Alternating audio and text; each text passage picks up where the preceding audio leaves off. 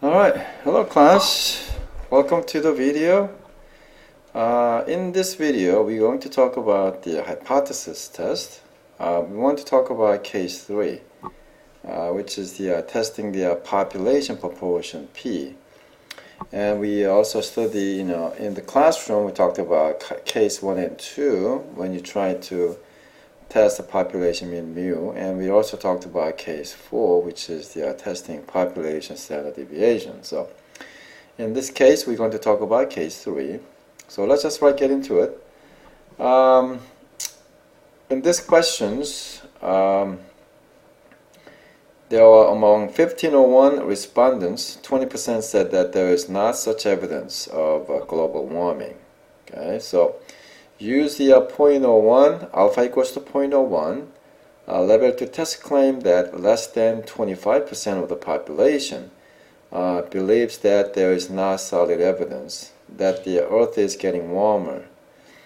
What is a possible consequence of a situation in which too many people incorrectly believe that there is not evidence of a global warming during a time when the global warming is occurring? Now, there's a couple of things that we need to retrieve from the questionnaire. So this 20% over there is what we call P hat. Okay, so in this case P hat is going to be sample proportion, and it's telling us that it's going to be 0.2. Okay, now on the other hand, if you look at the 25% is the general populations proportion. So in this case it's going to be big P equals to 0.25. So we need to make sure that which one is which, because if you use the wrong proportions, then your answer is going to be wrong. So sometimes the P hat will be given to you like this case, or sometimes you're going to have to find it. So usually the P hat, if it's not given, then P hat is going to be x over n. Okay, so be sure that which one is a P hat and which one is not. Okay, and here in the 25% is actually population proportion that we're talking about, and we are testing that hypothesis there. Okay. All right, so let's just go over the everything that we talked about in class. So in this case, so first we're going to start with the original claim. Okay, so let's say original claim. Okay, so original claim says the P is less than 0.25. That's what the question is telling us. Now we also have to write the what we call competing idea. Now remember, this is just the complement of the original claim. So it's going to be P is greater than or equal to 0.25. Alright, so far so good. Now we're going to have to define what the null hypothesis is. Now remember, null hypothesis is going to be always equal to. So in this case it's going to be P is equal to 0.25. Now alternative hypothesis H1. Now this comes from either original claim and competing idea, contains either less than, greater than, or not equal to. So here if you look at the original claim, P is less than, so that must be our H1. So that's going to be P is less than 0.25. Now we have to find out which tail test this is. So which tail test? And this comes from H1. So if the inequality pointing to the left, that must be left tail. If it's pointing to the right, then it's going to be right tail. If it's not equal to, then it's going to be two tail test. So in this case, it's pointing to the left. So this must be left tail test. Okay.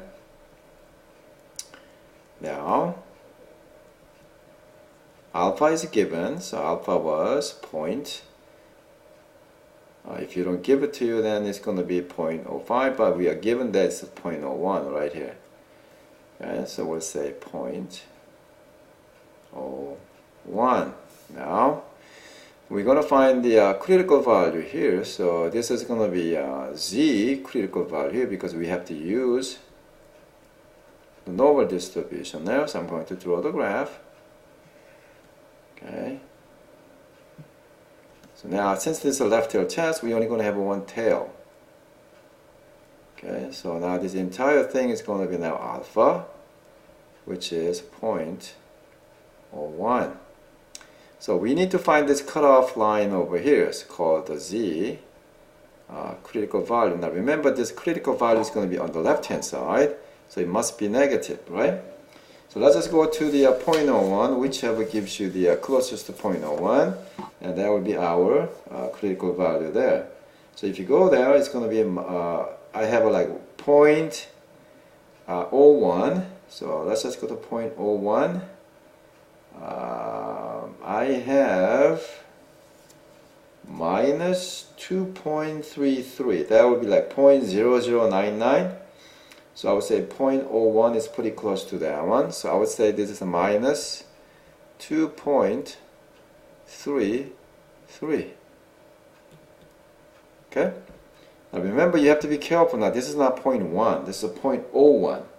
So you have to go to 0.01. And the closest one I can get is 0.0099. Now, you have one on the left is going to be 0.0102. But that's a little bit more than 0.0099 because 0.0099 is the difference of a 0.0001, and the other one on the left is going to be 0.0102.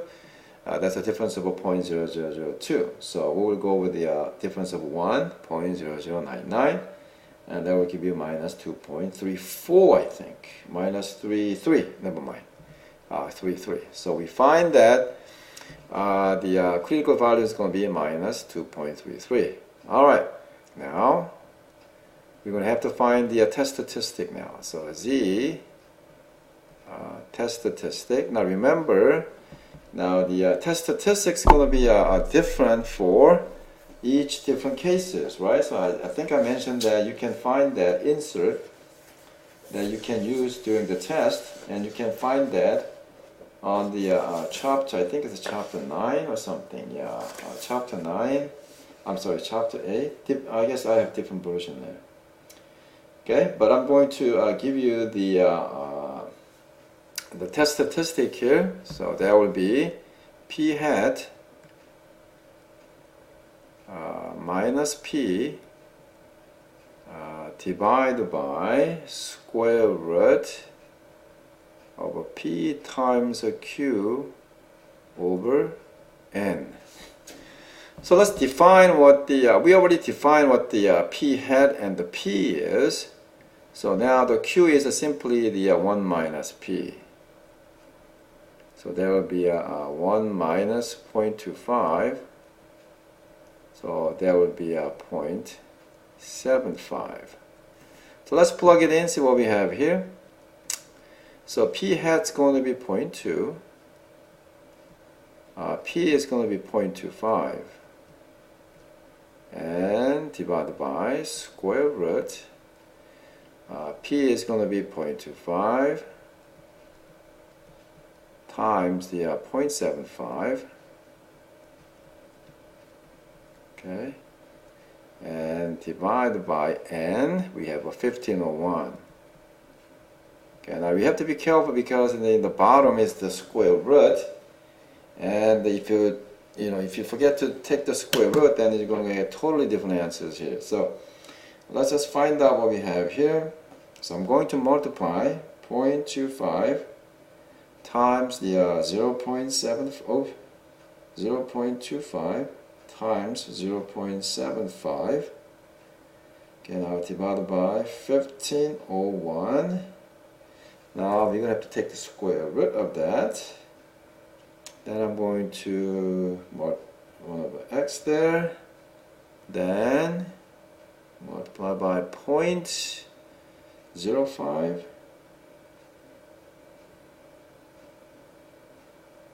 And I have minus 4.47. Okay, so we have here minus 4.47.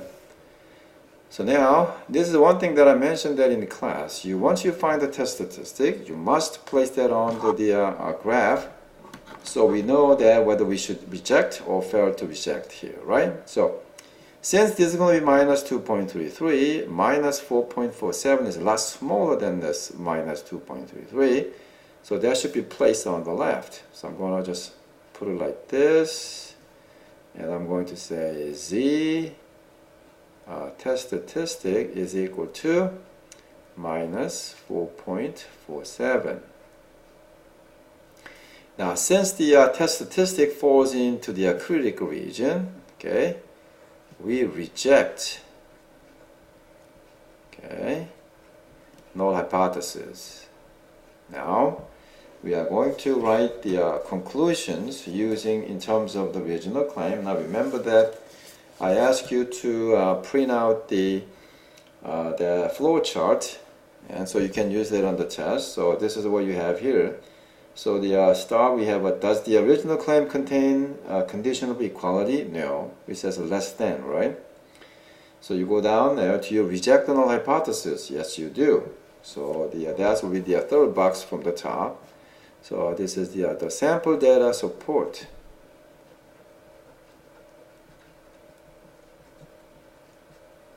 Okay. The claim, okay, that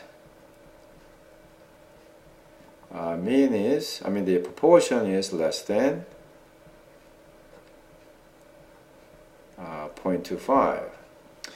Now, I think I mentioned that in the class. Now, does that mean that it is going to be is it less than 25% of all population? That's not what we're saying here.